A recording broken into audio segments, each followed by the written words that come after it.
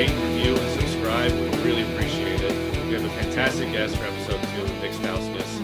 Before we get to that, though, I want to talk to you about our sponsor, DraftKings. The 2021 college basketball season is here. Teams around the league took the offseason to retool and revamp and are ready to hit the court. DraftKings Sportsbook, America's top-rated sportsbook app, has rolled out another one of their can't-miss offers. Trying DraftKings Sportsbook is easy, so what are you waiting for? Get in on all the action now. To celebrate the return of basketball, DraftKings Sportsbook is giving new players 100-1 odds on any featured matchup this week. That's right. All you have to do is bet $1 on any featured matchup this week, and if your team wins, you cash a crisp $100. While we're all excited for the return of basketball, let's not forget football's playoffs are right around the corner. So head to the app now to check out all the DraftKings daily odds boosts. DraftKings is safe, secure, and reliable, making it easy for you to deposit and withdraw your money at your convenience. So make sure to download the top-rated DraftKings Sportsbook app now and use promo code FIELD68 when you sign up to get 100-1 odds on any featured matchup this week. That's code FIELD68 for new players to get a shot at $100 on any featured matchup this week for a limited time only at DraftKings Sportsbook. Must be 21 or older, New Jersey, Indiana, or Pennsylvania only. Restrictions apply. See DraftKings.com/sportsbook for details. Gambling problem? Call 1-800-GAMBLER or Indiana 1-800-9-WITH-IT. Like I said, we have a great guest in Nik Stauskas, but before we get there, I want to talk a little bit about Michigan basketball. I haven't been playing too much recently. The last game was against Penn State, 62-58 win. They don't play again until Christmas Day, which is, to me, it's ridiculous, I think. I don't want to be on here all negative to start the podcast, but to have all this time off and then tell these kids like, oh yeah, you're just going to play on Christmas. And they came out and said that these kids agreed to it. Like, what are you going to do? Are they going to not agree to play these games? Like, it doesn't make any sense. You take away some time that they could possibly get with family. I understand, there's some COVID stuff. So we're even going to let them leave campus anyways. Maybe that's not a good option. I think you saw what happened with Michigan football and the Thanksgiving stuff and the test that happened, the positive test that happened after that, and missed the game Ohio State. So who knows? It's tough, but to play on Christmas Day is tough. And I understand this is a moneymaker, especially this year when there's only now 6 non-conference games and they need these money makers. But I don't know, at the same time, you're kind of competing with the NBA. So maybe the day before, the day after, and some New Year's games like they do. I don't really know what the best option is, but we'll start talking a little more Michigan basketball. They look pretty good. I like their defense. And there's still some questions with the offense, obviously. They don't have, they know that. Everyone knows that. It's no secret. Isaiah and Franz didn't have the greatest of games, but I'm not worried about their talent, really. You can win 62 or win games in the Big Ten scoring 62 points if you play defense like that, but Penn State's not the most powerful offensive team, I guess you could say. So they are going to have to pick it up. Hunter is just a great constant right now, and I think he's just going to do so well in the Big Ten. I think he only has to play Garza once and maybe Coburn twice. I'm not really sure. I think, Coburn twice. I'm not sure whether big guys are really going to match up well with him. So it's a funny spot now watching Michigan basketball with a big guy like that that's going to dominate and a guy you can go to in the post. And his passing from the top of the key has been really impressive. I would love to see more of that. A lot of he's not the player Sabonis is, but watching the Pacers, I watched Domantas Sabonis and seeing him work in the high post, and you got guys cutting, and you've got Livers and Wagner cutting. Like, what are you going to do with that? These guys are bigger than their opponents, and they can body them. They're smart. They know when to move, and you get that spacing and open up the middle. I think it'd be great. I think they're still figuring themselves out. Like I said, there was only 6 games before the Big Ten started. So good luck figuring out your offense when you got 2 grad transfers and young guys, freshmen. Franz is still coming into himself and figuring things out. Like, there's a lot to figure out. And so I don't want to be down, but I would say looking at their schedule, there is a little cause for concern just because their beginning games are the easiest. They got, what is it exactly? I wrote it down here. One of their first 12 games right now in the Big Ten, including the Penn State game, only one is against currently ranked teams. And then their last 7 of 8 games are against currently ranked teams. And we'll see if Ohio State is in that last 8. We'll see if they last in the top 25. even then 6 of the last 8. So they're gonna, even if they figure it out towards the end of the season, they're gonna have a bunch of tough competition at the end. And so, you never know what's gonna happen with those games. So, these close games with Penn State, they'll probably have more close games just because they're still figuring themselves out. And it is the Big Ten after all. I mean, and it is knock it out, grind it out basketball at a lot of times, especially when the talent gets lower. Those teams love to grind it out, slow the game down, take less shots. But I am hopeful. There's a lot of room for improvement. Obviously, the 15 turnovers, giving up 13 offensive rebounds is not great. It's not, they can cut that out. I think they'll be disciplined enough to figure that stuff out. I watched their defense. They seem pretty disciplined with their defense and their rotations. So those are just little things here and there. And, it's good to have sort of a game where, I don't know if you thought it was going to be easy, but they definitely had a big challenge. And so to keep their eyes open, they've had some pretty convincing wins before the Big Ten started. But, Big Ten is a different animal. It's a completely different animal. And they got a lot of guys that haven't quite experienced it yet. I'm not saying that they won't or they don't have the talent to win, but it will be interesting. So hopefully they figure it out sooner than later. I totally believe in them. They have the talent, like I said. I really don't have too many doubts. But, I've been there where my junior year, we started out like 0-6, and we had to have a really, really frank team meeting about what we were doing and what we were doing individually and as a team. Like, are we taking responsibility as an individual? And, we luckily clawed back from that and finished well and made the tournament. But, you never know when you're going to have a 0-6 run in the Big Ten. Like, these things can just pop up out of nowhere. And that's just college basketball in general, but I feel like especially in the Big Ten. So we'll see how it goes. I'm looking forward to the Christmas Day game. I'll turn that on. I love the NBA, but I'll definitely be watching. So it'll be fun. And then we'll go from there. We'll evaluate from there. But I'm pretty positive about where they're at. And I believe in Juwan all the way, and I really love this team. So we'll see what happens. Now we'll get into Nik Stauskas. Appreciate you guys listening. Make sure you rate, review, and subscribe. I hope you enjoy it. What's up, Nik? Welcome to the podcast. Appreciate you doing this, man. Thanks for having me on, Stu. It's always good, man. Yeah. So Michigan, obviously, is a Michigan podcast. We'll start out talking. You said you haven't watched too much of them at all, but Juwan a little bit. Can you go into kind of your relationship? Have you still talked to him? When's the last time you talked to him? How's that going? Well, when I came into the NBA, pretty much my whole NBA career, he was an assistant with the Miami Heat.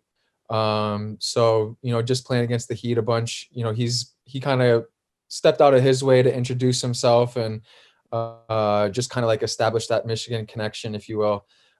So yeah, I've been able to get to know him a little bit over the last like 5-6 years, but obviously was very happy for him and happy for the Michigan basketball program when he got the head coaching job there. Just because from what I've heard, at least in the NBA circles, like he was very well respected as an assistant coach in Miami. So and obviously I feel like not that Belein wasn't a great recruiter because, he got a lot of great guys, but I think Juwan will also be able to recruit at a very, very high level. So, I'm excited for what he's going to bring to Michigan basketball. I think they're already on the right path. Yeah, it's funny thinking about Belein recruiting, and like you were obviously a great high school player. I mean, I watched your highlights. Everyone at Michigan was really excited to get you, but it's like you developed and it was like, well, we'll see how he is. But, a guy who has the NBA reputation, all that Fab Five attachment, everything, it's just like you're a step above. And it's funny to think about your recruitment and your class, which is amazing. But just the difference, like how Belein had to work. I mean, his teams, I don't know if you saw the teams at West Virginia, but it was like, you remember Pittsnoggle, Pat Belein, his son was playing, like guys was like, we got to get the most out of these guys. So it'll be exciting to watch this team for sure. It's funny thinking about your commitment. I was just remembering that I hosted you on your official visit. Do you remember that? Yes, I do remember that. Great times. I am the absolute worst person for that. I don't know if you remember it at all. Dude, first of all, Michigan was the only official visit that I took. When did you commit? I committed my junior year. So that's right. I didn't take any other visits anywhere. So for me, I was just super pumped to like go see a game, go hang out with you guys. I got to play a little bit of 5-on-5, I believe. Like I jumped in one of the practices. So, I mean, for me, it was more just like being around you guys and like establishing a bond, like seeing how you guys were living. So I had a great time. I had a blast. Yeah, it was fun. I remember though, I'm gonna call you out a little bit on this because it's really funny. Oh But we no. were talking, you have the tailgate, right? And you're talking to Belein, and like you're about ready to go with me, and we're gonna go wherever on the official visit, and hit around campus, come hang out, whatever. And Belein's asking you like, what do you want to do? And you go, I probably just want to see Chrysler, maybe get up some shots. And I was like, you got to be kidding me right now. Like, I got to go back to Chrysler, get up some shots. And then we left, and you're like, oh, no, hell no, I don't want to do that at all. I I was was like, like, man, let's go see what these tailgates are saying, man. smooth. Yeah, very smooth. Let's see what the campus is looking like. I remember we went out. I won't go too far into details, but we went out and hit up some house parties, saw some people, and then we saw Vogrich at a party, and Vogrich was there. And like I said, I am the worst person to have these official visits. Like I had one, it was you, and you were already committed. Like they didn't worry about you decommitting. Yeah. So we saw Vogrich, and I was like, "Do you want to just like stay with Vogrich, and I'll go hang out with my girlfriend?" And you're like, "Cool, I'm down with that." Yeah. No, I do remember. I think you left. You did leave early that night, and then I pretty much stayed with Maddie for the rest of the day. That was a fun time. Oh, he was an unsung hero with those things. Yeah, definitely. He's a hell of a time. Yeah, Matt knew how to have a good time for sure. Yeah, definitely. You were obviously a part of that national championship run, and even your sophomore year was just incredible. I mean, I went back and looked at the stats, and it was like just putting 20 points on everyone in the Big Ten, which is so hard to do. And your development from freshman year to sophomore year, I mean, I think you already had that talent. It was just the stacked team that you were on. But when you were able to flourish that sophomore year, like what was the difference? Like what did you do from freshman to sophomore year? Well, my summer that I spent after my freshman year with Coach Sanderson definitely really helped. Like, just doing like the whole Camp Sanderson thing. Yeah.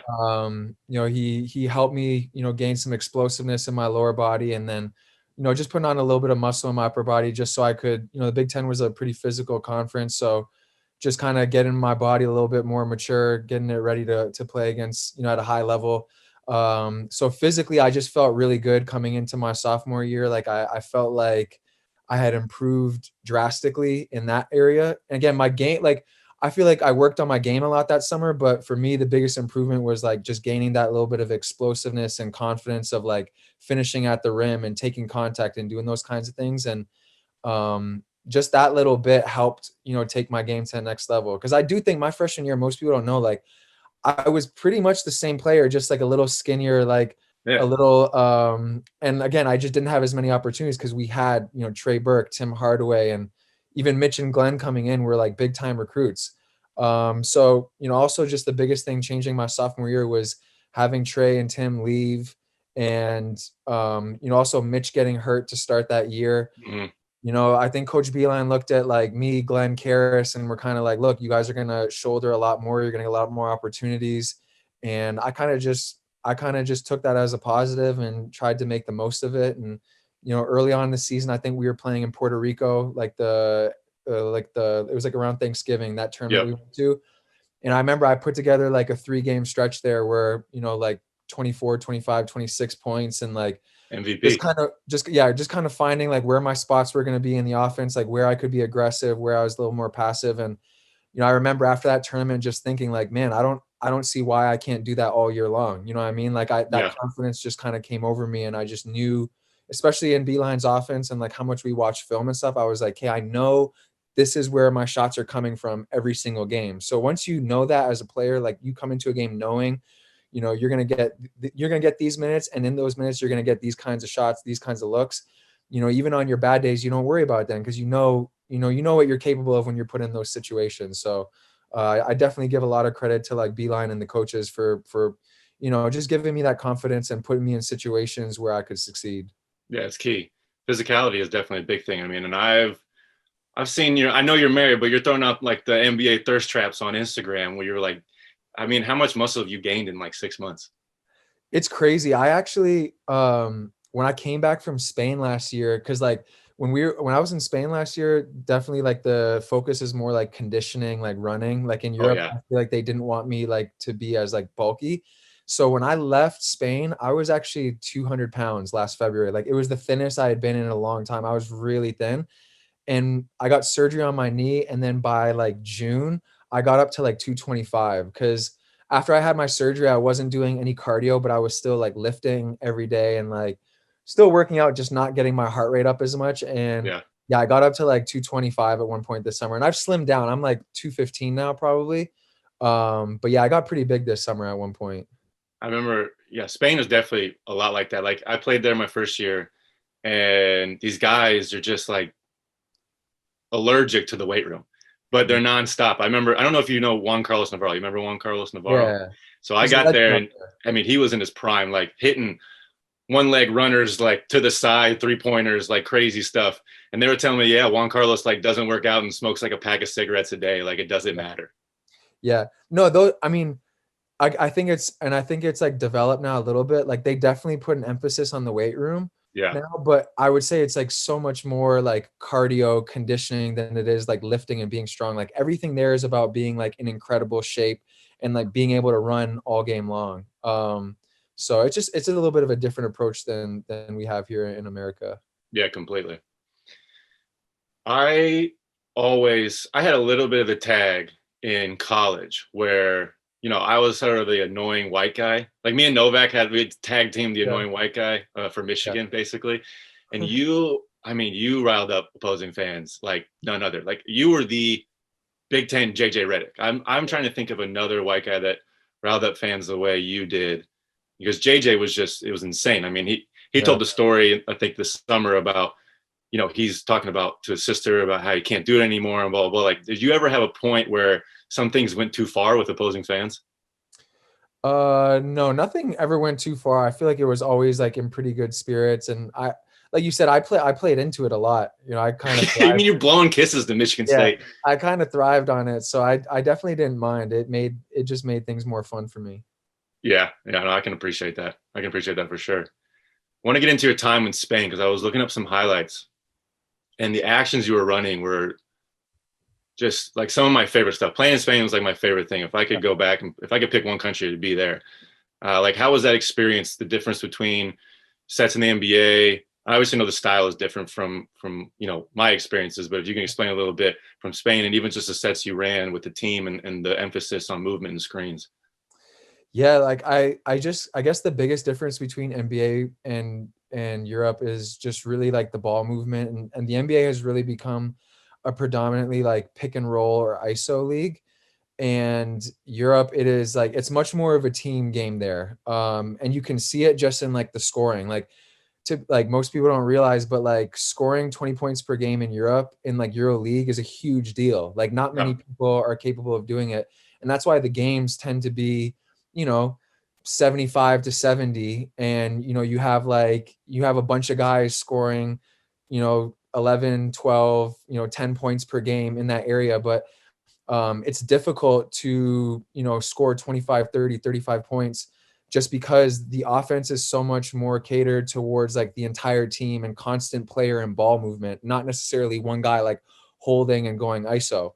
So like you said, it leads to a different style of play, but I think for any player, like it's good. It's good for you because you learn, like you adapt, you learn to play different ways. I really didn't know what to expect, when I went over there last year to Spain. But again, it was kind of like in a way humbling, because it was like every night for me, I was going up against guys who I never had like heard of before, never hadn't seen them play before. And to be honest, they sometimes didn't even look the part. Like I would go up against some no, guys and like, man, like this guy looks like a scrub. And then you go out there, start playing, and it's like they're making every right read. If you leave them open, they knock down every jump shot. They're physical. They never get tired. They're just constantly moving. And I'm like, I can't tell you how many games I finished, and I was like, damn, like how is that guy not in the NBA? Or like, why have I not heard of him? And so from that aspect, it was definitely very humbling too, because I'm like, man, this game has like really blown up worldwide, and like you start realizing the talent levels all across the world. So it was definitely a really cool experience. I wish I really wasn't healthy the whole year when I was out there, and mm, that's kind of why I finished my season early to get surgery. So I wish I could have like been healthy to enjoy it a little bit more, because it was a tough year for me physically. But overall, there was a lot of positives that I took from that experience. yeah, definitely. I think everything. I see a lot of guys, especially that go overseas, and I mean, it's immediate. You can see their mindset where it's like, I shouldn't be here, and it's frustration on top of frustration. Yeah. And I play with guys that like I think could play in the NBA, and they're like on a mid-level Israeli team, and it's just the mentality.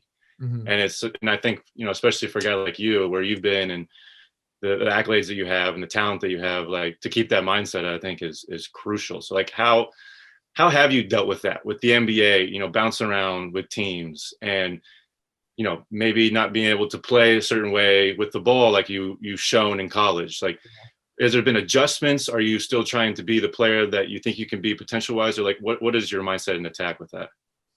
Yeah, no, it's been tough. Like anytime you deal with failures, like, or not like, not things not panning out the way you had in your mind, like there's going to be frustrations and there's going to be like bad days.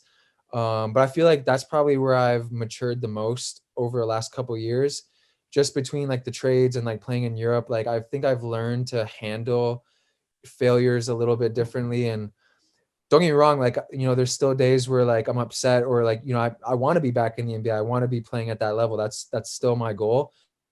But just being like more okay with it and trying to look at the positives and trying to, find ways to grow. Like that's kind of been more of my mentality and my mindset. But it's also cool now for me. Like I think for the first time in a while, like I somewhat feel like an underdog again, like similar to like the kind of feeling that I had like when I was coming into Michigan, where I felt like, look, I know I can play at this level, but no one else knows or no one else really believes that.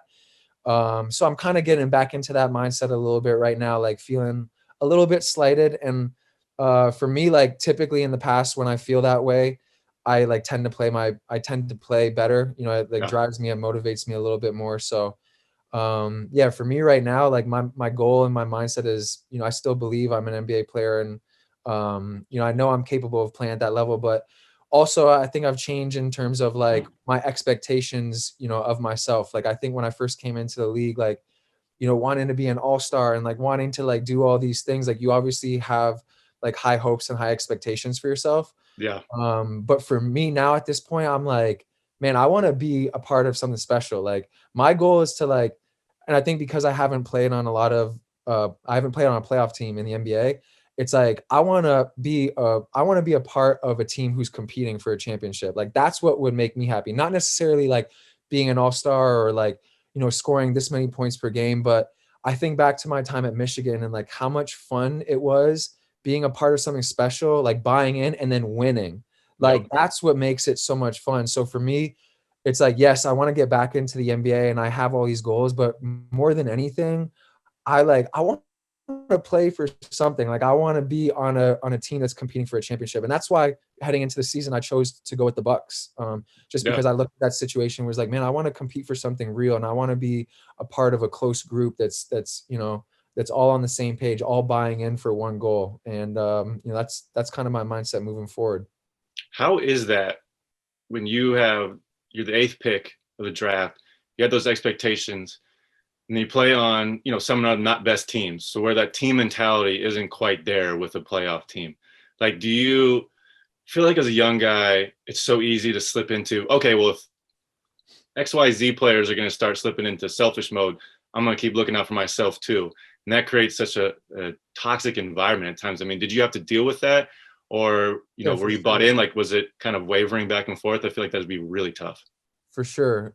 And like I'm never one to like make excuses or anything like that. But I think a lot of how a player's career goes is the kind of team, especially as a rookie, the kind of teams you're playing for, the kind of veterans you have around you, and the kind of coaches that you have around you to like show you the way of, Yeah. being a successful NBA player.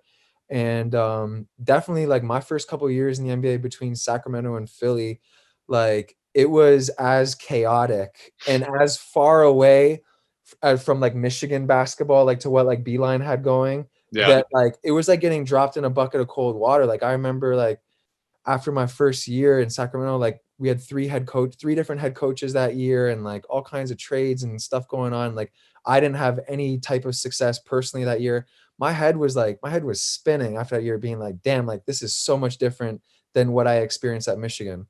But again, like it helps you grow in ways that helps you, learn more about yourself. But definitely like you said, kind of when you see 3, 4, 5 guys, kind of buying into like selfish play or like, hey, we're not going to win, so like let me get mine real quick. Like it does kind of create a toxic environment where like it's not as enjoyable to play the game anymore, because it's like you're not competing for anything, and two, you can feel it, that it's somewhat every man for himself.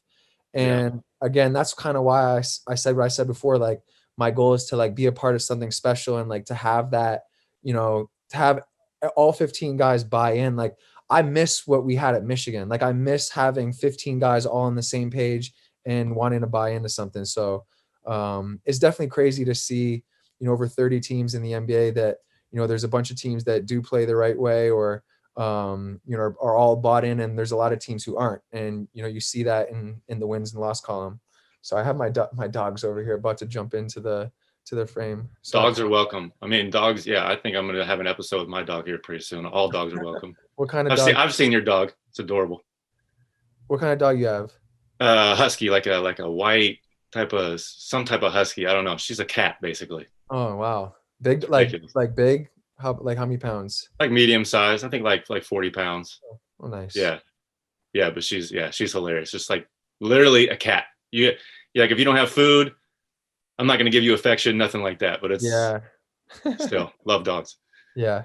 You and me both know Belein, watching hours and hours of film. I swear 4 hours of the allotted time for practice, 3 of it was film, 1 hour was practice and weights. I mean, did you have that in the NBA? Was it the same process that first couple of years? In Sacramento, definitely not. Like we went through periods, like every coach was a little different, but we went through periods where we weren't watching any film in Sacramento my rookie year. Like other than, right before the game, kind of going over like the personnel of the other team. Mm-hmm.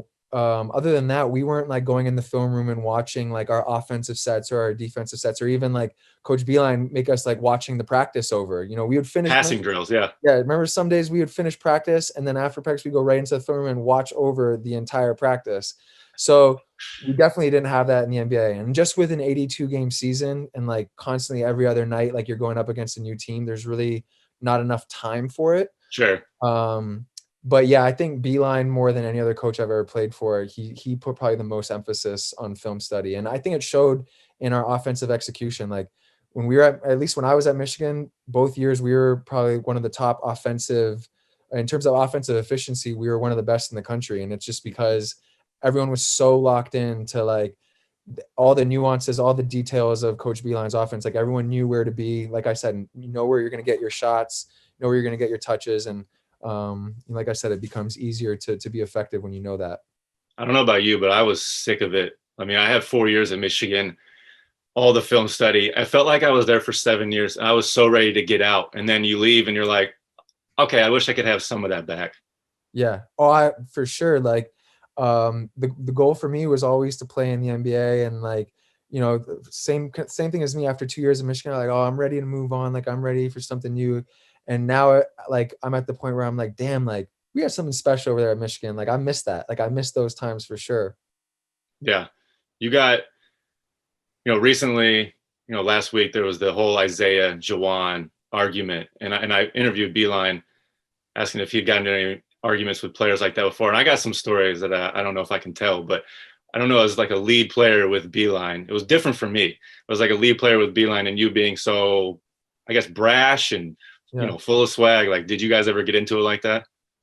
I do remember one time my freshman year where like, it was probably the only time like he got really mad at me. Like, we were in practice, and this was, maybe heading into the Big Ten season. Like we were about to start playing our first couple of Big Ten games, and through the preseason games, I remember I was number 1 in the country in 3-point shooting. I was shooting like 66% from 3. Like I was on a tear.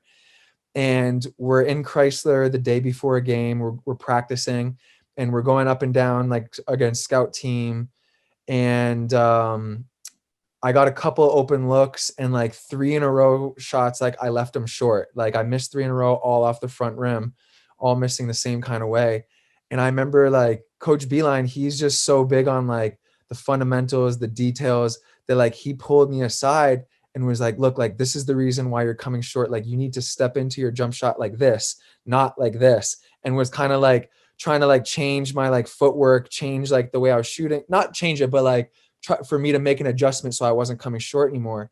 And like I was like partially annoyed already from missing those 3 shots in Uh-huh. practice, that when he came over to me and was like, "Hey, like you got to do this, this, this."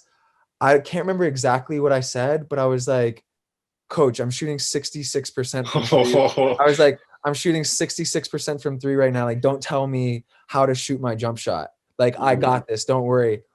And he just looked at me and like took a deep breath, and he was like, "Go touch the top," and like made me run the stairs all the way. And I literally for like the next 20 minutes I was running the stairs, and then finally he made me run like 2 or 3 times up. And then when I came down, he was like, "Are you ready to talk now?"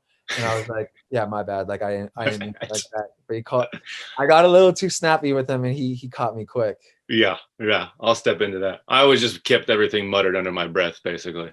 Yeah. I remember specifically one time, I think it was before my freshman year, we're shooting. He come over and he's like trying to teach me on my free throw routine and shot and everything. And I'm like, dude, I shot 90% in high school. Like what, why are we critiquing everything? But it's the reason for success. But yeah, there's definitely times you're like, all right, dude, just let's relax here for a second. Yeah. No, and it's just who he is. Like he's so in For tune sure. with all the details and stuff. And as a player, sometimes you need to hear those things, but you don't necessarily want to hear them. Oh yeah. And for both of us, we probably experienced it a couple of times where you just either say something under your breath or say something back and you're like, I probably shouldn't have said that. Yeah. Yeah. I'm just going to keep my mouth shut now. Yeah. But your time, you signed with Milwaukee. You said you wanted to be a part of a playoff team. Seemed like a great fit. It's just such a tough situation. And I was looking at the box scores. I mean, you got 4 minutes in one game, and then no plays in the two other. Like, how do you deal with such a tough situation and coming into such a great team and like trying to fit your way in and not necessarily getting all the opportunities that you want? Yeah, I mean, I think this preseason was, coming into it, I knew it was going to be a little different. Normally in a preseason, you get, I don't know if it's 7, 8 games, something like that. And, typically guys who come in on non-guaranteed deals like myself, like you're at least going to get 1 or 2 of those games where, maybe the top 3, 4 guys on the team don't play, and you get significantly more opportunities in those games. This year, with only 3 preseason games and such Yeah. a short training camp, I knew coming into it that, I probably wasn't going to get a lot of opportunities in those games. So I was prepared for that coming in, but also ready, if my number did get called. But yeah, unfortunately, it was only 3 preseason games. I didn't get that much opportunity. So, next for me, I'm going to try to sign with the G League team and this year, and just kind of wait for a call up and kind of just more than anything, get some game reps under my belt and just like get myself into a rhythm. But yeah, I mean, hopefully it's not the end for me in Milwaukee. Like, I would love to still get a call up maybe down the road, or, I do love their system and I think I fit in well with what they do. But, unfortunately, just at this time with COVID and everything that's going on, like, this year, probably more than ever, it was just difficult to make a team in preseason with the limited opportunities. Yeah. I'm sure you got some European teams knocking your door right now, huh? I mean, yeah, going back to Europe is definitely an option. And I just got a Lithuanian passport. Oh, nice. To be able to Passport brothers.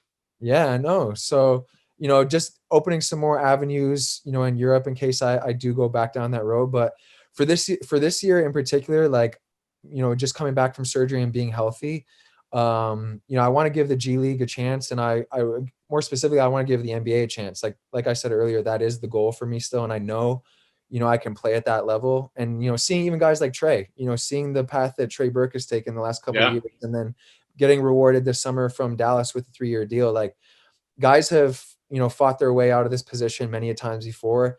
And for me, it's just the same belief. Like, why not me? Why can't I be one of the same guys that fights their way out of this position? So that's my mentality moving forward. Yeah, for sure. I want to ask you some like, a little more fun questions. You've been in a lot of NBA locker rooms Yeah. and you play with a lot of guys. Can you name me like the best leader that you've played with? Best leader that I've played with.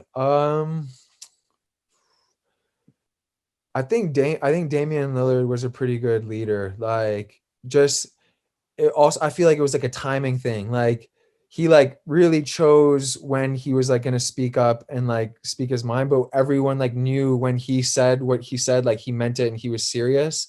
And it was just one of those things also just like leading by example. Like that guy puts in work, like playing 40, 35, 40 minutes a night. And then like the next day coming in, being the first guy there, like making sure he's doing his stuff in the weight room, like taking care of his body, you know, you see him shooting, like practicing half court jumpers with ease. And then like you go see him do it in the game and like people are like, oh man, like he's hitting shots from 40 feet. Like, how does he do that? And I'm like, cause he does it every day. Like without any days off, nothing. Like he's doing that stuff every day. So for the rest of the team, like for me, when I came into Portland, it like sets the tone. Like your best players in there more than anyone, taking care of his body, like getting extra reps up.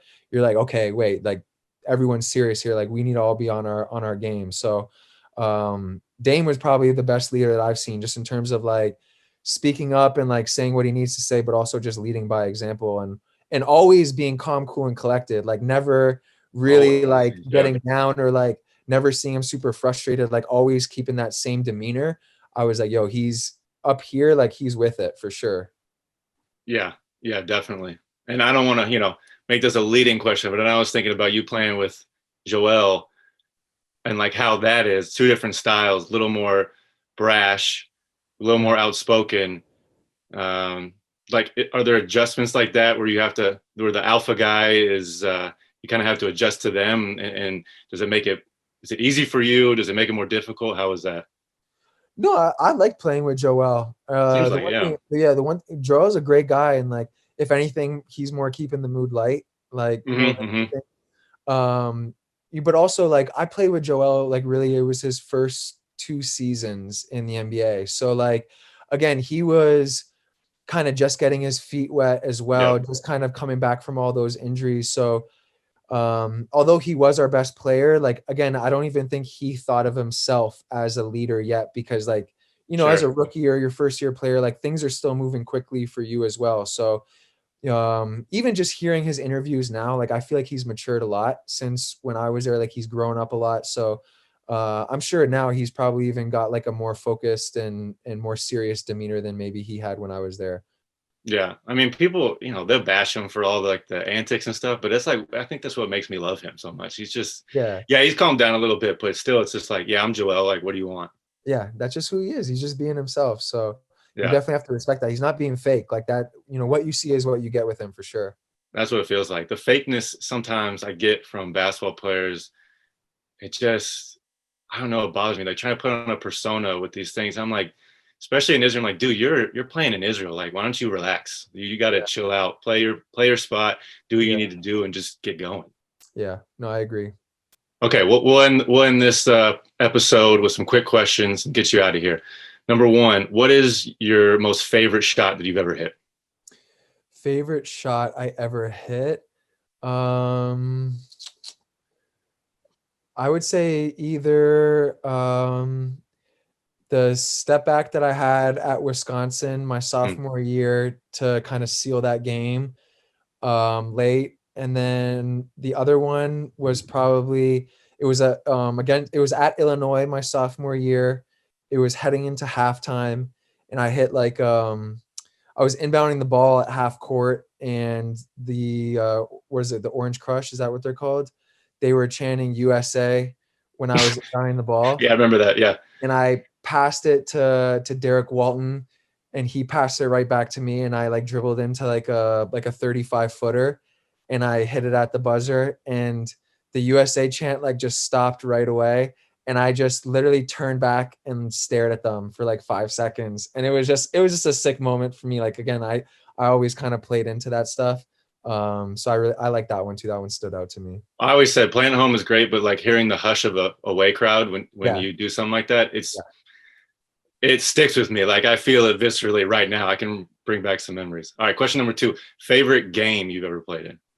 Favorite game, college or NBA? Yeah, I would say either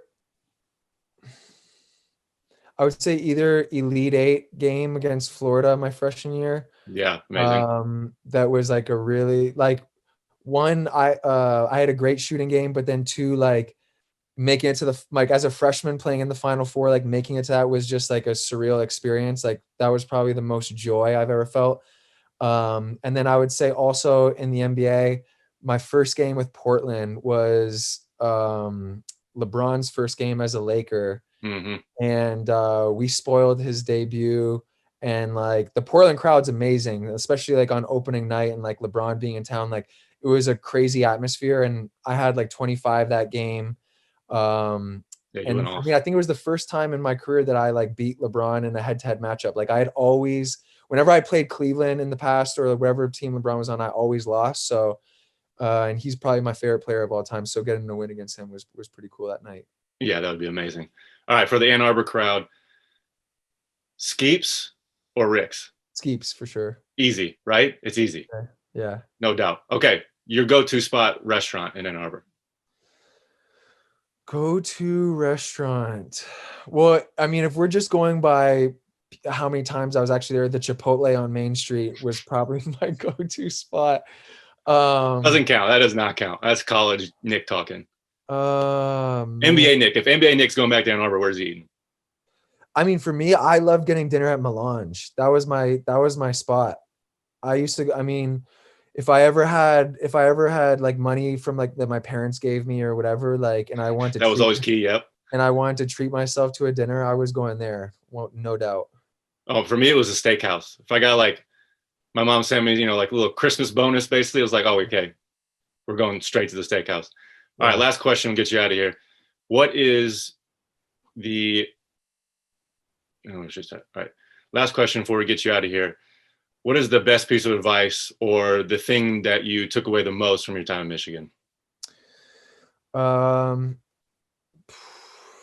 would probably say I remember Coach Meyer always said this quote to me, and I really liked it. It still sticks with me to this day. He said, if your habits don't match up with your dreams, you either need to change your habits or change your dreams. And I remember he told me that quote heading into my sophomore year, just about like, setting good habits, like with my work in the weight room and all that, setting my habits on the court, all that different kind of stuff. And I just thought that, I mean, that applies to like everything in life. Like if you want something and you have like dreams of, achieving something, your habits need to match up directly with that. Otherwise, you're never going to get the result you want. So that was definitely one of the ones that stuck with me the most. That's good. Myra was always good for some quotes like that. For sure. Yeah. Well, Nick, I appreciate you, man. I appreciate you taking the time coming on the podcast. We'll have to get you on again as we have this thing keep going throughout the year. And yeah, best of luck, man. I know you're going to do great things. I believe in your talent. I believe in you. And yeah, just keep pushing. My guy, I appreciate you having me on. It's always a pleasure catching up. It's been a while. It has been a while. We'll do it again. Yep. Thank you.